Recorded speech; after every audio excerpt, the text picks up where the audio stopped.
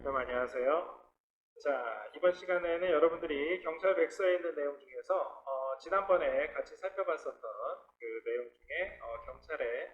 자치 경찰제 그리고 조금 더 나아가서 경찰 수사권 이런 내용들이 새로운 경찰 개혁 사항인데 그 중에서 경찰 백서에 나와 있는 내용 중에 좀 더 구체적인 내용들을 한번 살펴보고 왜 이런 자치 경찰 제도를 이렇게 실시를 하고 있는지 그리고 또 이것을 통해서 얻고자 하는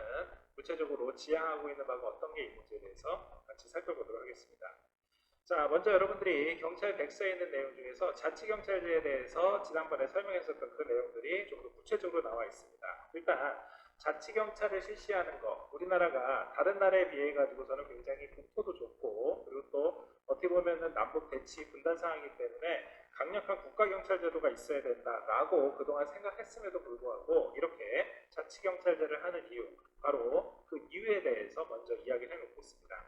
기본적으로 이번 정부 들어서 자치경찰제가 다른 시대보다도 훨씬 더 강력하게 추진되는 가장 큰 이유 중에 하나는 일종의 경찰의 권력기관 개혁에 있어서 바로 검경 수사권 조정과 함께 이 자치경찰제가 굉장히 중요한 이슈가 됐기 때문입니다. 먼저 가장 대표적으로 지금 현재 생각하고 있는 경찰의 모형, 바로 도표에서 보시는 것처럼 국가경찰로 운영되고 있었던 이 시스템을 지방자치 분권화 시키는 이러한 시스템으로 간다라는 기본적인 이원적인 운영체제를 운영하는 겁니다. 자, 이 중에 가장 중요한 것, 바로 다른 것보다도 시민들이 느낄 때 이 자기가 112 신고를 했었을 때 오는 경찰이 자치경찰이냐 국가경찰이냐 이게 중요한 게 아니라 과거와 동일한 치안 서비스를 받게 되느냐의 핵심적인 문제, 즉 기존에 있었던 국가경찰 시스템에서 봤었던 치안 서비스를 그대로 받을 수 있느냐인데 결론적으로 말씀드리면은 이게 그대로 유지가 되고 오히려 시민들 입장에서는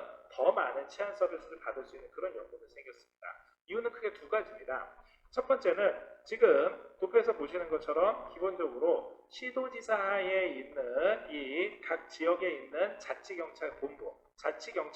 하에 자치경찰대, 과거의 경찰서 역할하는 자치경찰대, 그리고 기존에 있었던 순찰지구대와 각 지역에 있었던 파출소, 이 사람들이 이 경찰관들이 과거에 112 신고가 들어왔었을 때 현장에 출동하는 것처럼 똑같이 출동을 합니다. 자, 그런데 이들은 다시 한번 말씀드리지만 자치경찰로서의 역할을 하기 때문에 당연히 지역 친화적으로, 지역 밀착형으로 이미 그 지역에 굉장히 많은 치안 정보라든가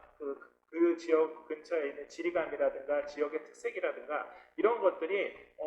수십 년에 걸쳐가지고 이미 내재화되어 있는, 어떻게 보면 지역 전문가로서 치안 서비스를 제공할 수 있습니다. 이렇게 되면은 과거에 순환보직으로 인해 가지고서는 경찰이 가지고 있었던 그 지역에 대한 특성을 파악하는데 시간이 걸린다라든가 아니면은 그 지역의 특유한 이 지역성 문화를 이해를 못해서 발생하는 일은 사전에 차단할 수가 있다는 거죠. 자, 두 번째로 이렇게 자치경찰만 그 지역에서 서비스를 하는 게 아니라 옆에 나와 있는 것처럼 바로 국가경찰도 함께 서비스를 지원을 합니다. 기존에 있었던 국가경찰 하에 있었던 순찰지구대와 그리고 파출소가 모두 다 지역 중심으로 간다고 하지만 실제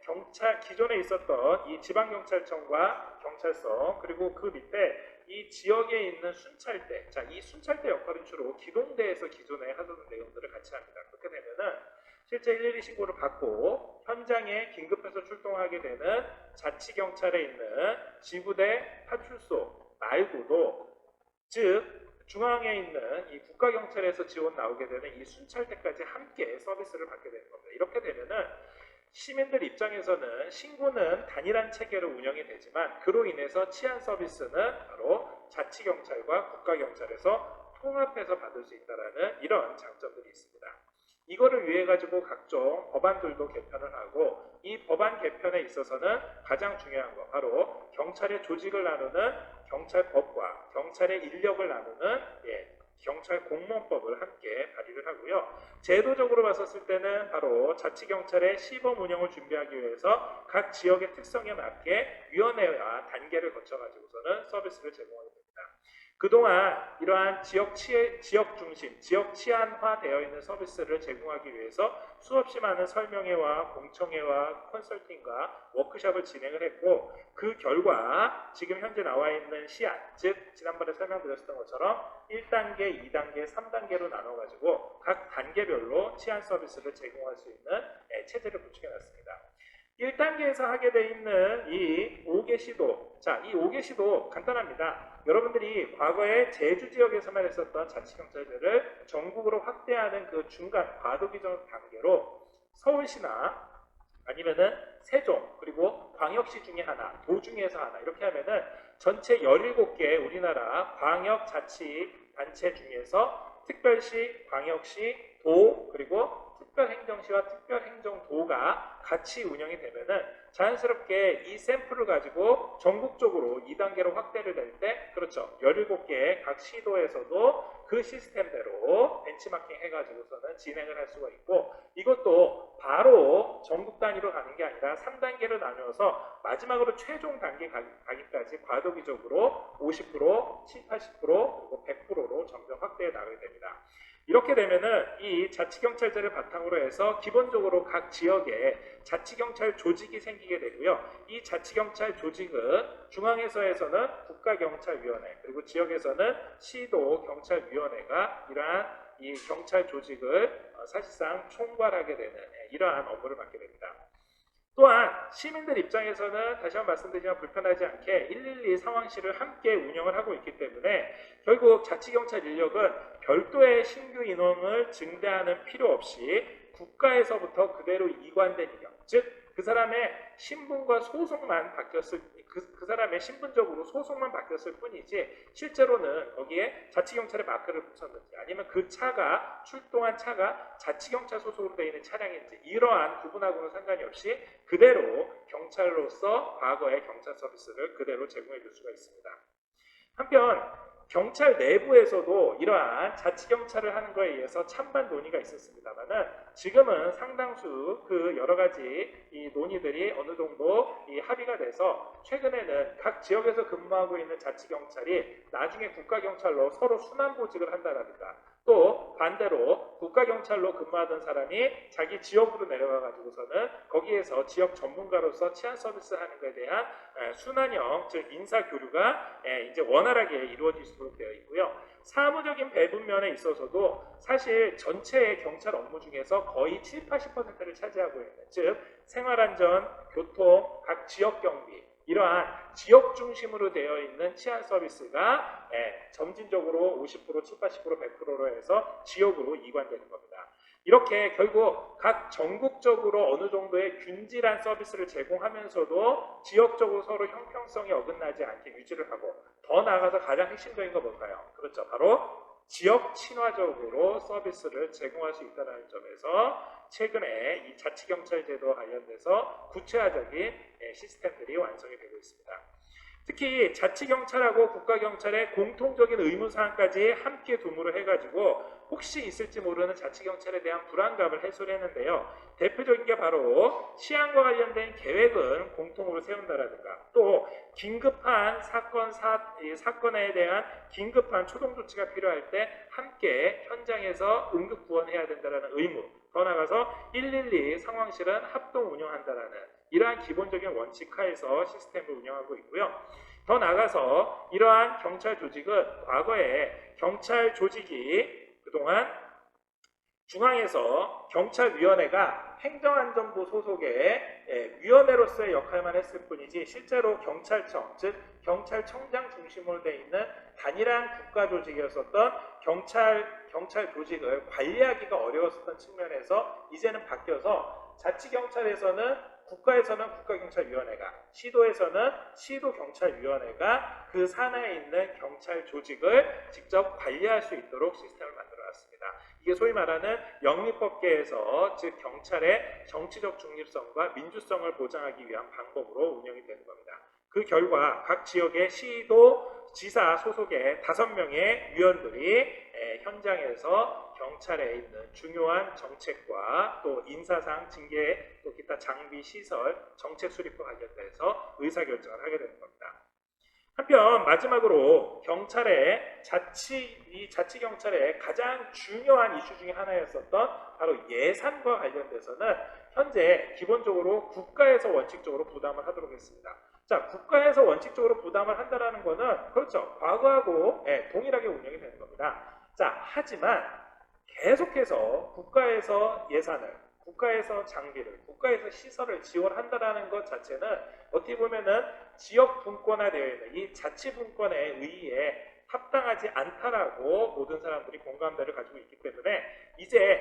시작점은 국가에서 하지만 점진적으로 지역 보조금과 그러니까 지방으로 이 예산을 지원해주는 보조금과 교부세를 통해 가지고 이 각 지역의 자립도에 맞게 예산을 지원할 계획입니다. 자, 이렇게 되면은 잘 아시는 것처럼 경찰이 1년에 6조 내지는 7조에 가까운 막대한 예산 중에서 상당수인 인건비를 포함한 각종 경찰의 운영비가 지역 중심으로 가게 됩니다. 물론 지역에서도 재정 자립도가 좋은, 예를 들어서 광역시라든가 아니면 수도권에 있는, 서울을 포함한 수도권에 있는 지역 같은 경우에는 당연히 재정 자립도가 좋기 때문에 충분히 예산 확보를 할 수 있지만 이 중에서 바로 지역 보조금으로 지방을 보존하는 대신에 교부세를 통해 가지고 자체에서도 할 수 있도록, 예를 들어서 경찰에서 하고 있는 범칙금이라든가 경찰에서 운영하고 있는 다양한 치안과 관련된 새로운 신설 항목들을 만들고 해가지고 이런 세제 개편을 통해서 지역에서 나온 예산으로 지역에서 걷어들인 세금으로 지역에서 이 경찰 치안 예산을 쓸 수 있는 시스템을 만들고 있습니다. 더 나아가서 경찰의 시설이나 장비도 기존에 있었던 새로운 경찰서를 만들거나 새로운 지구대를 만드는 게 아니라 시설을 일단 공동으로 사용하면서 점진적으로 지역 여건에 맞춰가지고 신설 경찰서를 만들거나 신설 파출소를 만들 때에만 특정한 예산을 확보할 수 있도록, 또한 장비도 인력이 나눠지는 것만큼 장비도 동일한 수준으로 나누는 것을 생각해보고 있습니다. 마지막으로 자치경찰과 관련해서는 여러분들 제주자치경찰이 어떻게 발전했는지 이 샘플을 보면은 앞으로 각 지역에서 실시하고 있는 자치경찰제가 어떻게 운영될지에 대해서 구체적인 사례들을 보시면서 확인할 수 있을 겁니다. 일단 기본적으로 제주자치경찰 같은 경우에 점진적인 단계, 마치 전국의 자치경찰제가 점진적으로 운영됐었던 것처럼 처음에는 최소 인력만을 가지고 운영을 했습니다만은 점점 제주 전역으로 확대가 돼서 지금 현재는 전체 경찰, 이 자치경찰 인력이 400여 명이 될 정도로 기존에 있었던 국가경찰의 파견 인력보다 훨씬 더 많은 인력으로 운영이 되고 있고요. 이들이 각 지역에서 단계별로 운영을 하면서 지역 특성에 맞게, 즉 기존에 있었던 관광지에서의 방범 순찰 업무뿐만이 아니라 지역 특성에 맞는 학교 폭력이라든가 지역 특성에 맞는 유실물 처리라든가 지역 특성에 맞는 교통이나 CCTV 이런 식으로 해서 각 지역에 맞는 새로운 업무들을 추가하면서 특성화되어 있는 서비스를 제공할 수 있었습니다. 한편 최근에는 이 경찰과 관련해 가지고서는 이 각종 주치자 보호와 관련된 것들, 그리고 이제 일부 강력 사건이 일어났을 경우에 여성 피해를 최소화시키기 위해 가지고서는 그 지역에 CCTV를 설치한다라든가 그 지역 내에서의 강력 사건을 감소하기 위해 가지고서는 새로운 안전망을 설치한다라든가 이러한 서비스로 점점 발전하고 있고요. 최근에는 주치자 보호, 범죄 예방 CCTV뿐만이 아니라 각종 유실물, 즉 유실물 같은 경우에는 물론 다른 지역에서도 있습니다만은 제주 지역이 가지고 있는 특성, 즉 많은 관광객들이 오고 가고 외지인들이 잠깐만 머물렀다 가는 경우가 많기 때문에 이러한 것들 생각해서 유실물이라든가 또한 각종 교통시설, 과거에 교통시설이 아무래도 주로 관광객 중심으로 있었던 렌트카라든가 또 요즘에는 최근에는 각종 모빌리티들이 등장하게 됨에 따라서 이러한 지역 특성에 맞는 서비스를 운영했었던 것, 이게 바로 타 지역에서도 벤치마킹할 수 있는 이러한 제도라고 볼 수 있을 겁니다. 한편 이러한 자치경찰 제도를 좀 더 법제화하기 위해서 경찰백서에서 보시는 것처럼 관계기관 회의를 계속해서 운영을 하고 있는데, 이 관계기관이라고 하면은 기본적으로 경찰청과 경찰청이 소속되어 있는 행정안전부 들어가겠지만 앞서 말씀드린 것처럼 그렇죠, 예산과 관련돼서는 바로 기획재정부가 들어간다든가 또 신분상으로 나눠지려면은요, 그렇죠, 인사혁신처가 들어가고 당연히 시도에서 그 권한을 서로 나눠받기 때문에 시도지사 협의회라든가 법제처 등이 함께 들어감으로 해서 각종 제도와 현장에서 운영되고 있는 예산, 인력까지도 함께 통합 회의를 개최를 하고 있습니다. 또한 이러한 각종 입법안을 위해서 당정청 협의회를 구성하거나 각종 법률안을 개선해서 이 합법적인 이 법치주의에 따라 가지고서 이 각종 시스템들을 매뉴얼화 시키고 있고요. 이를 위해서 국회 내에 있었던 다른 상임위원회 중에서도 특히 사법개혁특별위원회에서 이 사법개혁특별위원회에서 여러분들 잘 아시는 것처럼 수사권 조정도 함께 이루어졌습니다. 그래서 이들 지역에서도 함께 이 경찰과 관련되어 있는 각종 시스템들을 보완하고 있다는 거 이해해 주시기 바랍니다. 자, 오늘 같이 살펴봤었던 이 자치경찰, 앞서서 제가 설명드렸었던 전반적인 흐름뿐만이 아니라 이제 가장 많이 신경을 쓰고 있는 거, 예를 들어서 경찰이 정말로 현장에서 각종 치안 서비스를 제공을 할 때 무엇보다도 시민들이 느낄 때 불편하지 않다라는 거, 그리고 또 내부적으로는 각종 인사뿐만이 아니라 인사나 조직처럼 기본적인 개념뿐만이 아니라 예산이라든가 장비라든가 시설, 더 나아가서 그 지역 특성에만 맞는, 이제는 자치경찰가 실시가 되고 나면은 아까 법제처도 함께 했었다는 것처럼 시도협의회가 했다는 것처럼 그 지역에만 맞는 그 지방의회에서 만들어진 조례, 이러한 것들도 지역 치안 서비스로 들어갈 수가 있습니다. 자, 예를 들어서 서울 수도권에서는 그렇죠. 최근에 만약에 미세먼지가 많이 있다라고 했었을 경우에는 자동차 중에서 공해를 많이 배출하는 차량에 대해서 이쪽 수도권 지역에서만 저공해 차량만 다닐 수 있고 나머지 공해 차량에 대해서는 많은 범칙금을 부과하겠다. 이게 타 지역하고는 다르게 수도권에서만 할 수 있는 거고요. 한편 예를 들어서 아무래도 관광객들이 많이 방문하는 제주를 포함한 강원도 지역이라든가 이런 것 같은 경우에는 특히 야간에 일어날 수 있는 주치자라든가 또는 아까 말씀드렸던 것처럼 유실물이라든가 그 지역의 특성에만 맞게, 더 나아가서 이제는 광역자치가 아니라 말 그대로 기초자치단체까지 나눠진다고 그러면은 각종 교육도시 중심으로 되어 있는데, 산업도시 중심으로 되어 있는데, 아니면은 그 지역의 생산이 농촌이냐 어촌이냐 아니면 산촌 지역이냐에 따라 가지고서는 그 지역의 특성에 맞게 치안 서비스를 제공해 줄 수 있습니다. 그래서 이제는 과거에 각 지역에서 농촌에서는 거의 범죄가 일어나지 않는다라고 했지만 농촌 지역에서 범죄가 일어나지 않는 대신에 경찰이 각 지역에서의 치안 서비스를 넓은 의미에서 사회복지 개념까지 확대해서 할 수 있는 서비스로, 예를 들어서 각 지역의 경찰서에서 예를 들어서 농번기가 됐었을 경우에는 빈집을 주로 경찰들이 많이 순찰을 해준다라든가, 또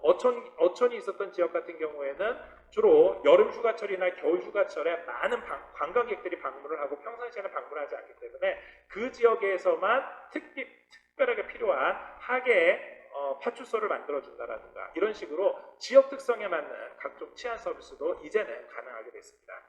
그래서 여러분들이 나중에 현장에서 직접 경찰에서 근무를 하거나 또는 여러분들이 직접 경찰에서 각 지역 경찰로서 활동을 하게 됐었을 경우에 좀 더 지역 친화적인 이러한 시스템으로 바뀌어가는 과정을 함께 공부하시면서 복습해 주시기를 부탁드리고 오늘 수업은 이걸로 마치도록 하겠습니다. 수고하셨습니다.